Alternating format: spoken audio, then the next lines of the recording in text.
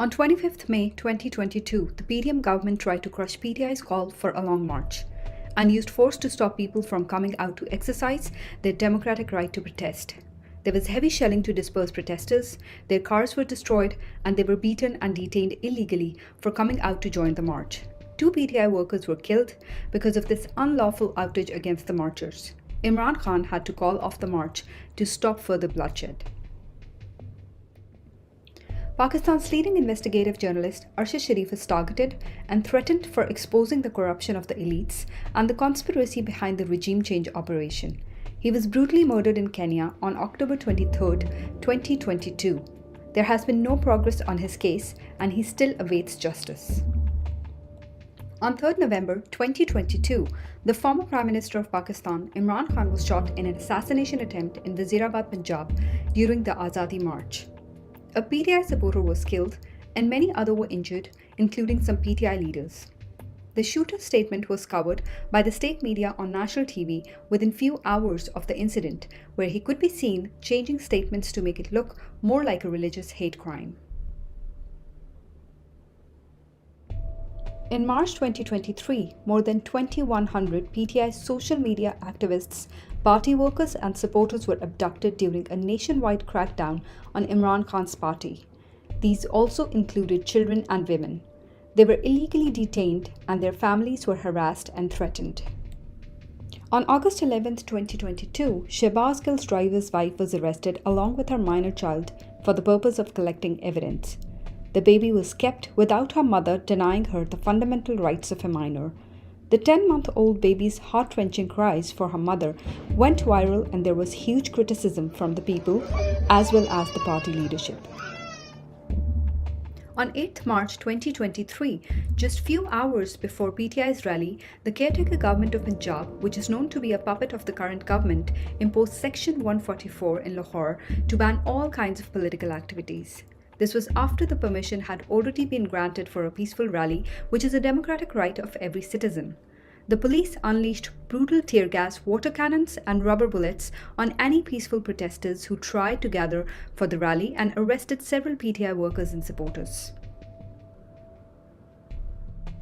In March 2023, a special needs person, Ali Bilal, was brutally tortured to death in police custody after being abducted from Lahore, where he was peacefully protesting. His body was thrown in front of the hospital in Lahore. The police tried to cover this up by calling it an accident, but his post-mortem report confirmed that he died of excessive bleeding after being subjected to brutal torture and a fatal blow on his head. Starting 14th March 2023, Pakistani authorities launched a full-scale attack on Imran Khan's Lahore residence to arrest him illegally, even after he submitted a signed guarantee that he will appear in an Islamabad court. The security forces fired heavy tear gas and attacked the workers and supporters with water cannons and rubber bullets to disperse the crowd outside Zaman Park. The siege went on for 2 days before the operation finally halted.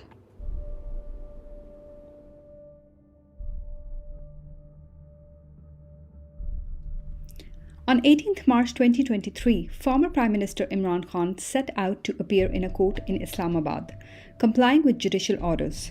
His caravan was blocked at multiple points and he was stopped from reaching the judicial complex along with his caravan. There was heavy shelling around the complex for hours. Imran Khan faced intense resistance from the police, and unidentified men were seen at the complex awaiting his arrival. This all seemed like a conspiracy to assassinate him and make it look like an accident.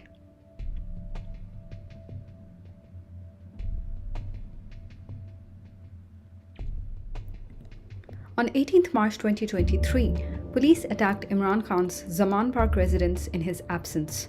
The police stormed his Lahore residence without presenting any search warrant and against clear orders from the court. They broke the front gate with heavy machinery, beat the workers, and arrested several of them illegally. During the raid, they destroyed his personal belongings and took multiple items from his house, including food items and things belonging to the house help.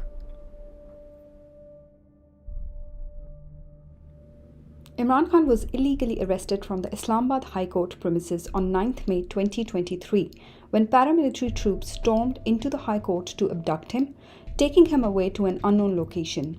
His lawyers, who witnessed the entire debacle, later showed how they were all pepper sprayed as the troops broke into the room by breaking the windows. They were beaten up, Imran Khan hit on the head as they forced him off the chair and violently pulled him away and dragged him. On 9th May 2023, a false flag operation was orchestrated to defame and trap PTI. Without any investigation, the government started a brutal nationwide crackdown on the PTI leadership and its workers and supporters. There are numerous videos showing evidence of how unknown men infiltrated peaceful protests and incited people on violence. PTI leader Dr. Yasmin Rashid, who was leading the rally in Lahore, can be heard instructing people to stay peaceful and not to enter any state buildings. Women faced the worst clampdown and brutality to discourage their political participation. The security forces were seen humiliating, beating, and dragging them by their hair for coming out for peaceful protests. Hundreds of women are languishing in different jails in terrible conditions without any access to their families. These include elderly aged 80 plus and mothers of really young children. Women also revealed that police kept asking them why they dared come out of their homes, discouraging them to participate in any political activities, which is their democratic right. Using 9th May protests as an excuse, the government abducted many PTI leaders and forced them to leave the party. No proof was found against any PTI leader inciting people on violence and vandalism, and without any investigation, they were abducted and detained illegally. The courts would release them when presented in front of the judge, but the moment they would come out, they were abducted again. They were only set free on the condition of leaving PTI and announcing the departure through a scripted press conference condemning the events of 9th May.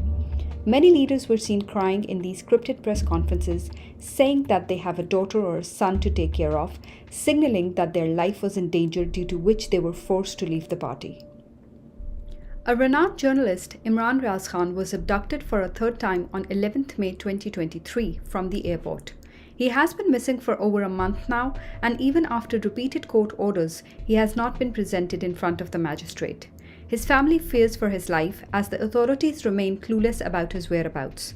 In his last vlog, he said that he has been forced to leave the country as he has been receiving a lot of threats, but he will keep speaking the truth. Even children are not being spared by the PDM government in what is evidently a planned campaign to spread fear and terror. Many children have been arrested and detained illegally for supporting Imran Khan. A 14-year-old has been in prison after the 9th May false flag operation. A 6-year-old was arrested along with his father for distributing sweets on Imran Khan's release. The elderly and critically ill PTI workers and leadership is also being harassed and abducted, putting their life in danger. This is to pressurize them to leave PTI through a scripted press conference. A PTI worker who just suffered a heart attack can be heard saying that he has a surgery scheduled for the next morning and the doctors have advised him not to leave the hospital, but the security forces are taking him regardless. Another PTI leader, Dr. Yasmin, who is 80 plus, was also forcibly discharged from the hospital and arrested. A series of fake FIRs and bogus cases have been filed against several PTI leaders, social media activists and ground workers to politically victimize them and force them to end their support for PTI and Imran Khan.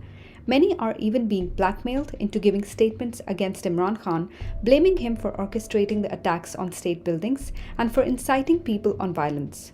150 plus bogus FIRs have so far been registered against Imran Khan alone across the country under terrorism, sedition, contempt of court, blasphemy, and even murder. Many PTI leaders and workers' houses were raided at night without any arrest or search warrants. The police, along with unknown men, would not just harass the family members, but would destroy everything in their homes to pressurize them. They would even break their cars, and in many cases will bring down the whole house to punish these people for supporting Imran Khan and PTI. Many PTI leaders reported that authorities illegally sealed their businesses just to blackmail them into leaving PTI.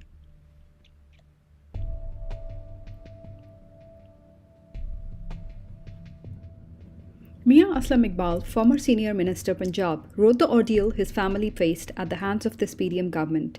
30 to 40 people entered his house and started harassing his family, including his 85-year-old mother.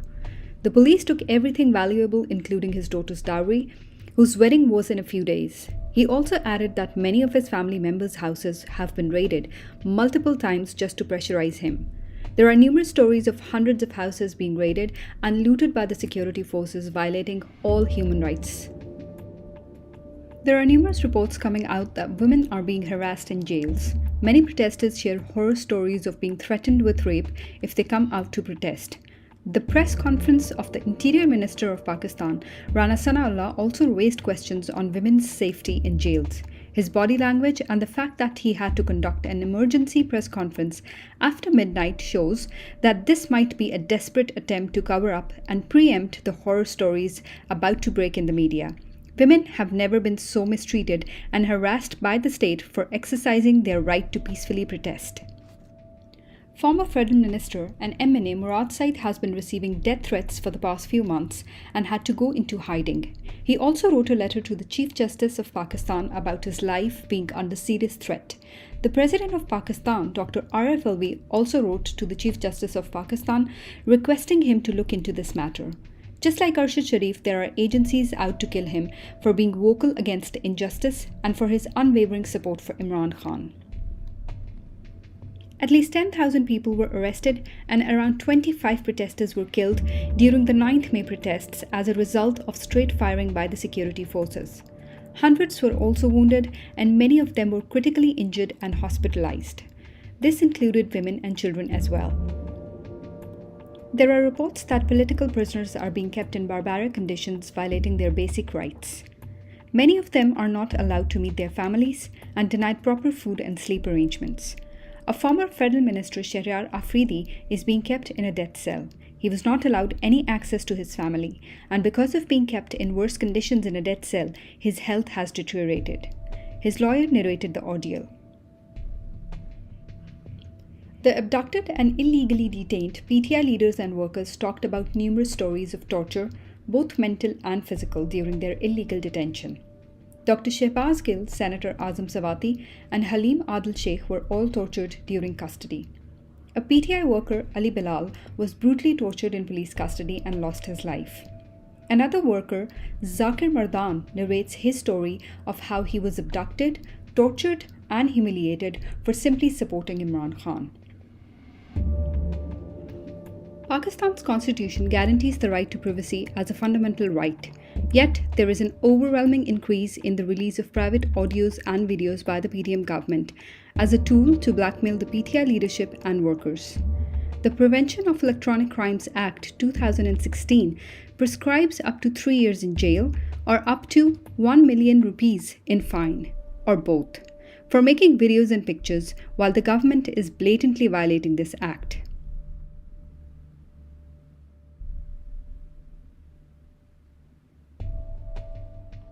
Using the events of 9th May as an excuse to crush PTI, Pakistan's government is now establishing military courts to try the protesters arrested on and after 9th May.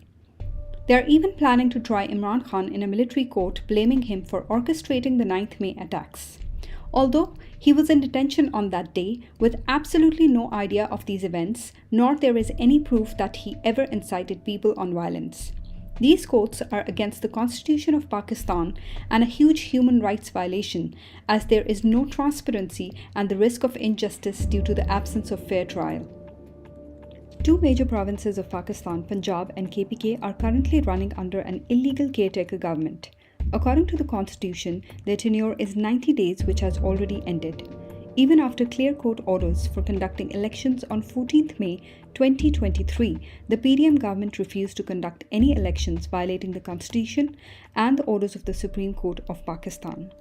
Democracy has died as there is no democratically elected government present to govern these two provinces. People are being forced to accept these illegal puppet governments. The right to choose a representative through a vote is guaranteed in the preamble to the Constitution of Pakistan. Pakistan's media regulator PEMRA imposed a ban on the telecast of PTI chairman Imran Khan's live speeches in August 2022. On 31st May 2023, PEMRA sent out another directive to media houses instructing in clear terms that Imran Khan's name should not be mentioned, his picture not shown, his voice not heard, even a mention on the channel's ticker tapes was not allowed, which is a blatant violation of the freedom of speech. After Imran Khan's arrest on 9th May 2023, the government of Pakistan shut down internet and major social media platforms including Facebook, YouTube and Twitter. This left millions handicapped. NetBlocks, an organization that tracks internet outages across the world, estimated that Pakistan lost $53 million due to this shutdown in a single day, causing severe disruptions in IT services from banking to routine workflows. After the regime change operation, the grip also tightened around journalists and media houses in an attempt to silence them. Multiple journalists and media houses were attacked for raising their voice against state brutality and for showing Imran Khan's narrative. At least 5 journalists were forcibly taken off air for exposing the regime change operation, and many others were abducted, detained illegally, harassed, and tortured. A prominent Pakistani human rights activist and lawyer, Imran Nasir, was abducted by unidentified armed men in Karachi, which shows that there is a complete crackdown on anyone who criticizes the blatant violations of all fundamental rights and raises a voice against injustice. Imran Nasir's wife, who is visibly shaken, narrates the whole incident. He was later released after immense pressure from public and human rights organizations. Many media houses, including Bol and ARY, were silenced by taking them off air for showing Imran Khan's party's narrative. Today, the media in Pakistan is completely controlled to cover and promote only the narrative of the PDM government and the establishment. Imran Khan's name and his pictures have been completely banned from the mainstream media, which is a huge violation of the freedom of speech and expression. The PDM government is constantly using state media and official platforms to build and spread propaganda against Imran Khan and his party, starting from accusing him of blasphemy by putting his life in danger to running a planned campaign against him on fake corruption charges. The government also used state media to malign the Supreme Court judges. Live coverage was given to the protest against the Supreme Court of Pakistan, showing speeches threatening the judges. Former Prime Minister Imran Khan's speeches are banned from mainstream media, but his shooter was given live coverage on all major news channels. More than 20 articles of the Constitution of Pakistan were violated post-regime change operation. Pakistan's constitution guarantees the fundamental human rights for every citizen, including security of person, right to fair trial, freedom of assembly, freedom of speech, and inviolability of dignity of man. Under the PDM government, democracy is under threat and rule of law is abysmal. The government is using state institutions against its own citizens, resulting in blatant human rights violations. Citizens have been denied freedom of speech, right to fair trial, right to peacefully protest, and right to vote and elect their representative. Courts have failed to get their orders implemented, and they seem to be under a lot of pressure. It is a complete law of the jungle, and it feels like Pakistan is under a partial law.